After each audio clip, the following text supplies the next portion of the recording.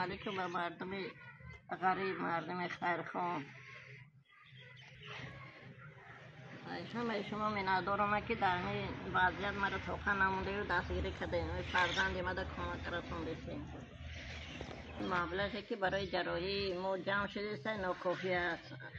شما احترامانه خواهش میکنم که خیر یاردم خود را رسانه برای الله در رضای خدا پروردگار می فرزندای ما را شکر کنیم.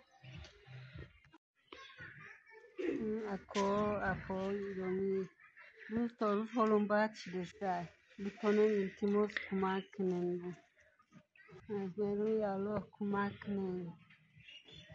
السلام علیکم مردم خاران گرامی، خوب هستین؟ سلامتیتون خوب است؟ اهل و بیت، پدر و مادر همه طرفه خوب هستند؟ مردم خاران گرامی، چه خیلی که میدونید برای همین خواهر ما زبرگ شده بودیم برای گردش، یعنی ما مبلغی لازمه را جمع کرده نتوانستیم. خی وضعیت مهاجرا به هر یک تیما شما معلوم است بسیار در حالت ناخوب خودشون قرار دارن و ما نتونستیم دیگر همین زباره ادامه دهیم.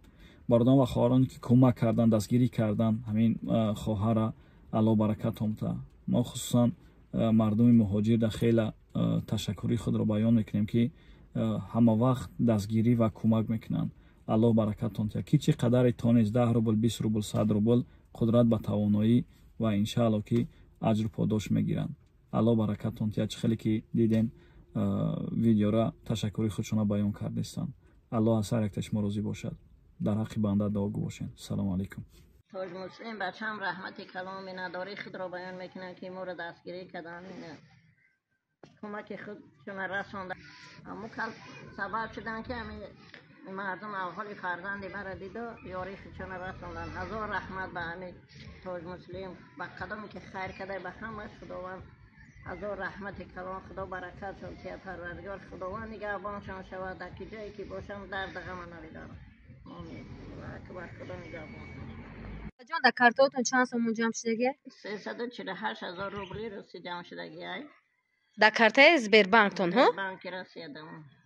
در بانک اسکت 10,107 سومون جمع شدگی های. در بانک دوشنبه سیتی 1,044 سومون جمع شدگی های. با همین مردمی که در ما کمک کردگیم خداوند خیره کدگیشون به درگاهش قبول کنه. یک دادین هزار بگرده بگیرن. پروردگار کریم برکت در کسب و کار رو تولیشان کرد. خداوند خیرشون به درگاهش قبول کنه که همین فرزند مرا یاردم کردن کمک همین فرزند ما خداوند شکوبی و الله تعالی. امین الله اکبر. خداوند نگهبان شو هر بنده را.